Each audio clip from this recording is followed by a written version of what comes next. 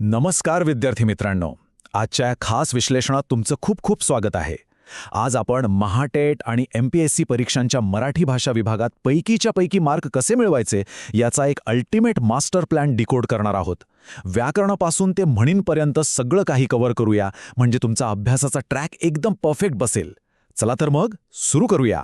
तर आजच्या या मास्टर प्लॅनमध्ये आपण काय काय पाहणार आहोत. सगळ्यात आधी आपण महाटेटची परीक्षा रणनीती समजून घेऊ. त्यानंतर कोणती मराठी व्याकरणाची पुस्तकं वाचायलाच हवीत ते पाहू. मग काही महत्त्वाच्या व्याकरण संकल्पनांवर कसं प्रभुत्व मिळवायचं आणि परीक्षेत पैशासारख्या मार्क देणाऱ्या म्हणींची ताकद काय असते यावर बोलू. आणि शेवटी सराव आणि मॉक टेस्टचं महत्त्वही आपण डिकोड करणार आहोत. चला तर मग आपल्या मास्टर प्लॅनच्या पहिल्या टप्प्याकडे वळूया. तो म्हणजे महाटेटची परीक्षा रणनीती. जास्त गुण देणाऱ्या विषयांना आपण कसं टार्गेट करायचं हे आता बघू.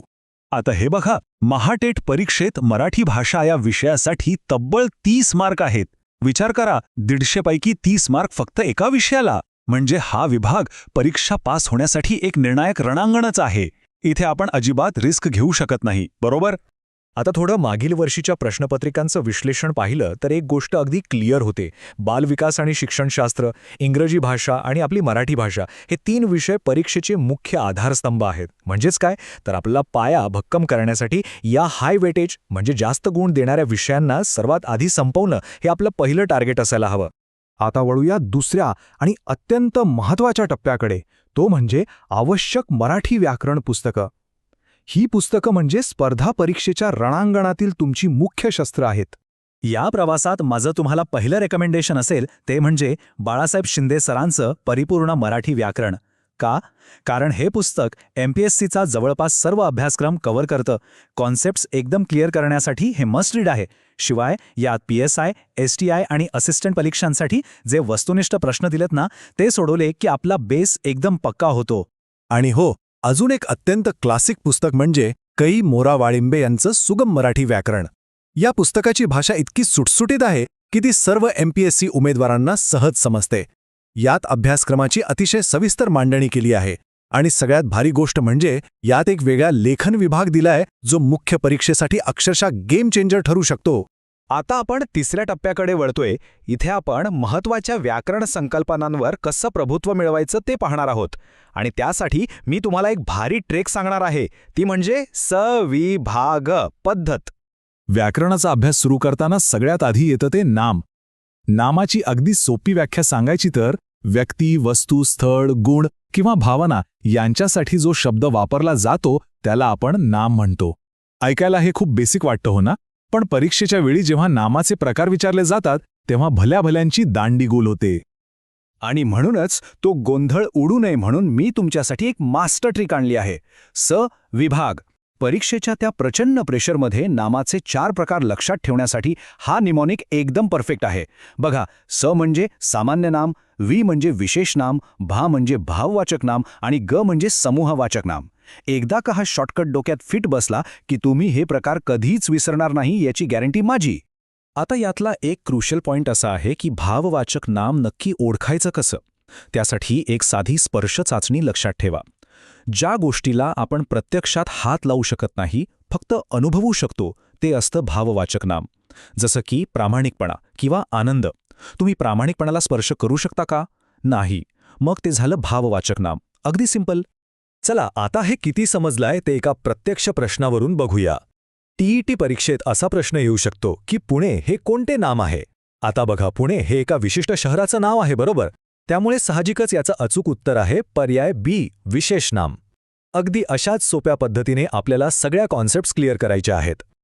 आता आपला चौथा टप्पा, म्हणींची ताकद आणि विश्वास ठेवा. म्हणे म्हणजे फक्त परीक्षेचे प्रश्न नाहीत, तर ते पिढ्यानपिढ्या चालत आलेलं, आपल्याला मार्गदर्शन करणारं जीवनाचं शहाणपण आहे.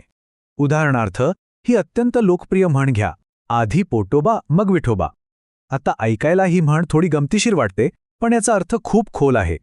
हे सांगतं की जीवनात कोणतीही उच्च किंवा आध्यात्मिक ध्येय गाठण्यापूर्वी माणसाने आधी आपल्या पोटाची आणि जगण्याची मूलभूत सोय केली पाहिजे. आणि आजच्या स्पर्धा परीक्षेच्या काळात हे किती चपखल लागू होतं ते बघा ना. शब्दशः अर्थ आहे देवाची प्रार्थना करण्यापूर्वी पोट भरा. पण आपला प्रत्यक्ष वापर काय? तर हातात नोकरी नसताना लगेच लग्नाचा किंवा इतर मोठ्या खर्चांचा विचार कशाला करायचा? आधी पोटोबा म्हणजेच आधी नोकरी मिळवून पाया भक्कम करा, मग बाकीच्या गोष्टी.